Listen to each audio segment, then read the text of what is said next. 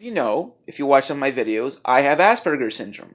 But in addition to Asperger's, I also have other issues. Asperger's is not really the big issue. It's just a tiny portion. Some of my big issues is anxiety. That's what's really crippling my life. Is social anxiety. It's anxiety in general. Is I have basically generalized anxiety disorder. But in addition to generalized anxiety, I have OCD as well. And so the generalized anxiety comes in with portions of social anxiety disorder. Um, OCD is more, superstitious.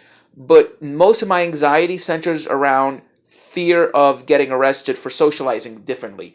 Fear of it really is OCD. Most of my anxiety is obsessive. Like I have these obsessive thoughts. What if I get misinterpreted? What if I do something that gets misinterpreted the wrong way and I get in trouble? I'll basically come back to that and how it got me. Actually, how my fears actually made my fear come true.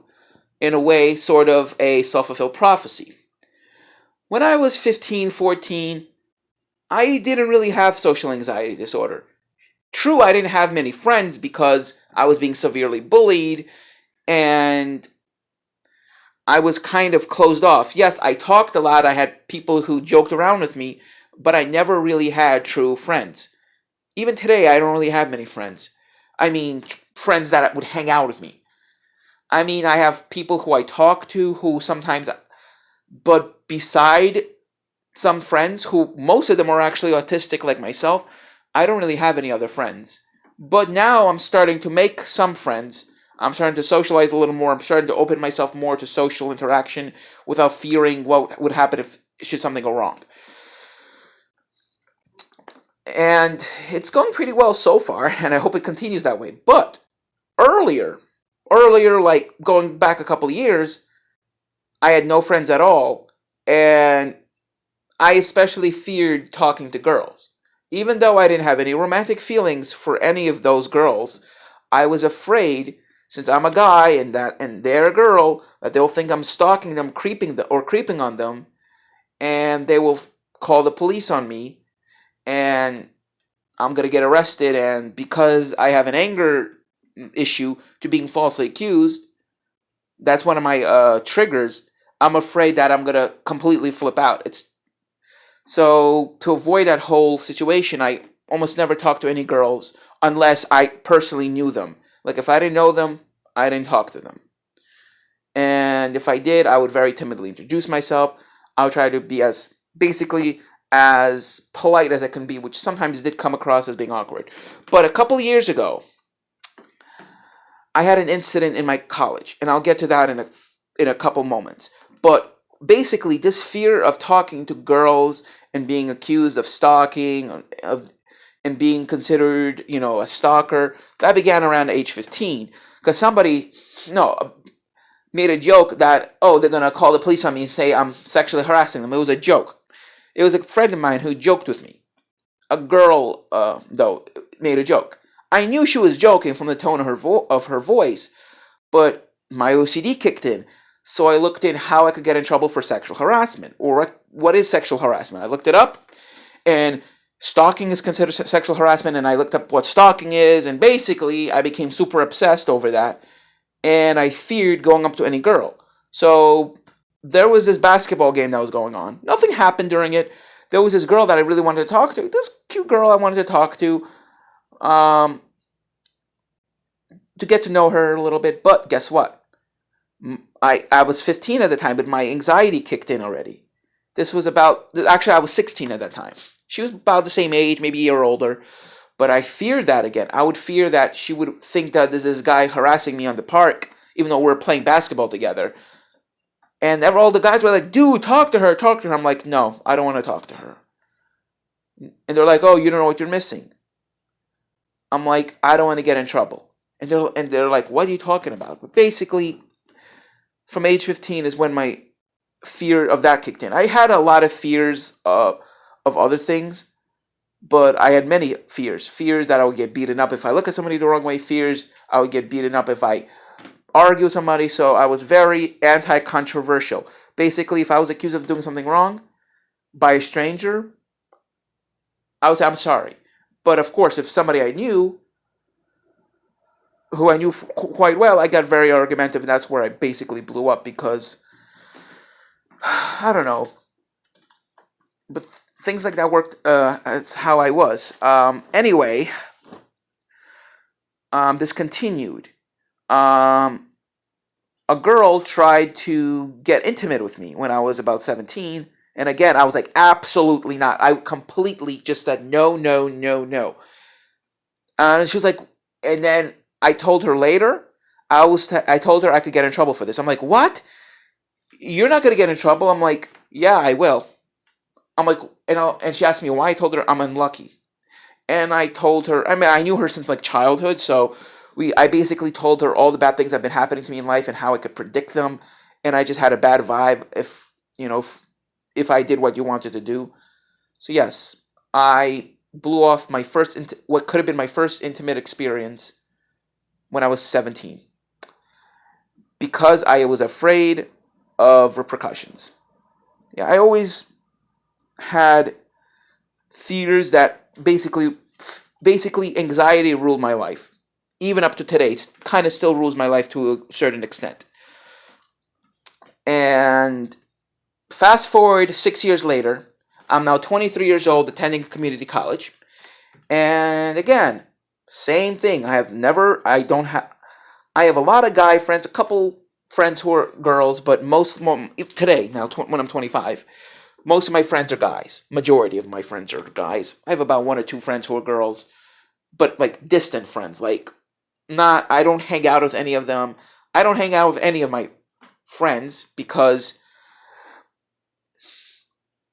I'm just kind of, I guess, the weird guy in a way. But I've never left the friend zone. If the friend zone is this big square, I'm like at the beginning of the friend zone. Basically, if the friend zone is like basically from 0 to 100, and 100 being basically the level where you could go to the next level, basically get very close to a friend, maybe even start a relationship, I'm like at level 10 in the friend zone, or level 1.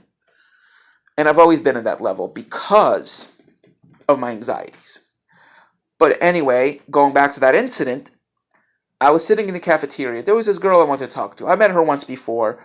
I wanted to just talk to her about something related to the major she was studying because I was interested in possibly taking theater, like she was. I didn't even know her name because I only met her one time before, and it was quite a long time since the last time I met her. I just, randomly saw her in the cafeteria, but again, my anxiety took me over. I wanted to go straight up to her and just ask her something, but I felt uncomfortable doing that. Thinking, what if she yells at me? What if she thinks I'm stalking her because I've seen her before? And that's considered following her around. So I'm like, I told myself, just leave her alone, don't talk to her. So I found a spot that was very secluded with a pillar behind me so I wouldn't look at her, she wouldn't see me. So I was eating my lunch. And then I had a test, so I'm thinking, okay, I'm going to eat, I'm going to leave, and I'm going to take my test. And then my lunch was over, and it was now time to go for the test. And I saw her leaving. I'm like, this is your last chance. Just go up, talk to her. Don't worry about anything that happens. Just don't worry. But I still had that bad nagging feeling. I told myself, I know I'm going to regret this. So, even though I was thinking very negatively, I basically trusted my optimistic side, which I almost never trust, and went to talk to her. Well, but maybe I shouldn't have followed her from behind. And I was just about to call out her. I was about to say, hey, I was just about to say, hey, I need to ask you something. But then I had a vibe, don't do that. So I'm like, forget about it. Just go to take your test. Anyway, I looked at the time. It was time to take my test. So I didn't call out to her. And I'm like, forget about it. There's always next time. So I continue walking. We were anyway leaving the same way, the same exit way, because that was the direction of my classroom for my exam. And all of a sudden I heard, hey. I'm like, and I expected the hey was directed to me because, I was expecting the worst. I was always expecting the worst case scenario. So I'm like, And then she said, you talking to me? And the girl's like, yes, stop following us around. I'm like, and they started walking towards me. They turned around and were in front of the exitway, actually. They weren't like walking towards me, but they turned around towards me. So I continue walking. I'm like, I'm running late for class. I need to have I'm taking a test right now. And I'm like, please, can you get out of my way? And they blocked my exit.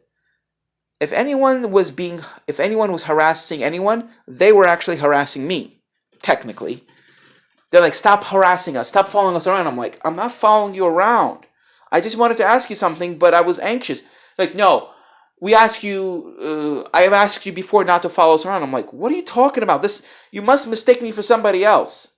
They're like, no, we asked you that one time not to talk to us. I'm like, you really expect me to remember something that happened months ago? And they're like, yes. And they were just being nasty people. And that girl wasn't alone. She was with her friend, and I knew she was not alone. So I was more comfortable approaching her because she was with somebody. So I never approach anybody when they're by themselves unless, I know them. So my worst fear came true, and I was actually telling myself this was going to happen. So basically, self-fulfilled prophecy right there.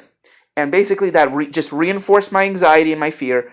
And for a couple of years, for a year and a half, I refused to talk to any girls. And if I did, only girls I knew or in situations that I felt were comfortable for me to talk to anybody, especially girls. So anyway, there were no incidents involving girls since that incident. And I'm glad. But now I'm worried that there's a girl who lives in my building. A teen girl. I don't have any feelings for her, obviously, but I've been getting these bad vibes that she thinks I'm probably stalking her.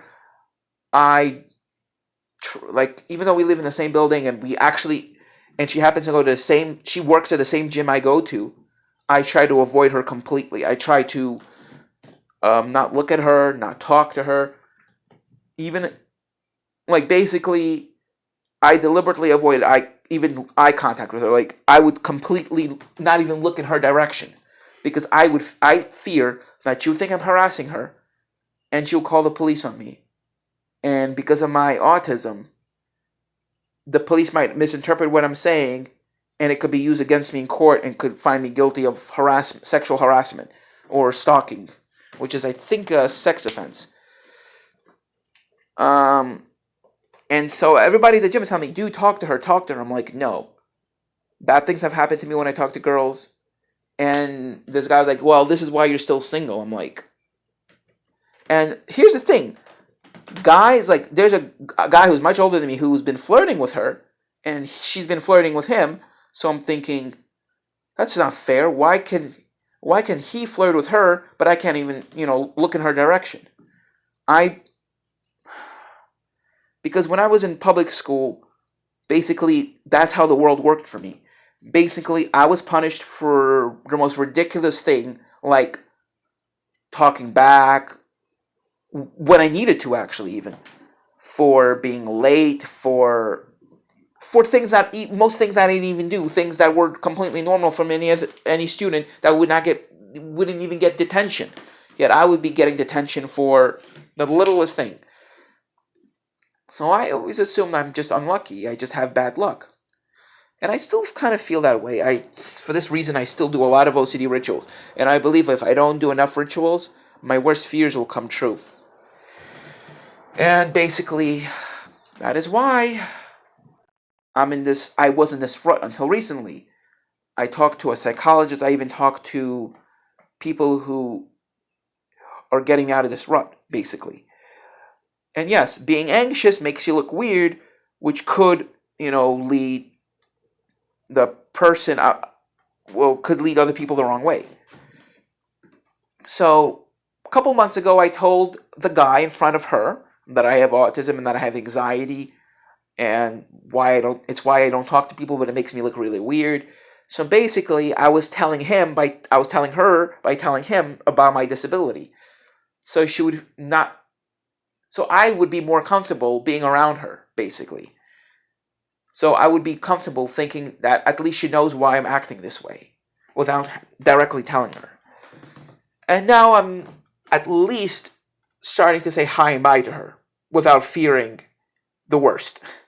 And she does say hi and bye back, but I'm still not comfortable saying anything else beside hi and bye. Yeah, with other people, I would talk like a freaking chatterbox, like I'm talking in the video right now. And there's this girl in this classroom who we have so much in common, we just don't shut up in class.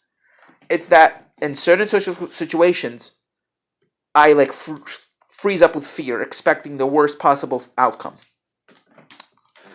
And it's been this way, and it all has to do with overthinking things, with thoughts formulated in my head of the worst possible outcomes. And yes, I've had many experiences that worst possible scenario did happen, which is actually what reinforces my fear. It's like adding fuel to an already raging inferno.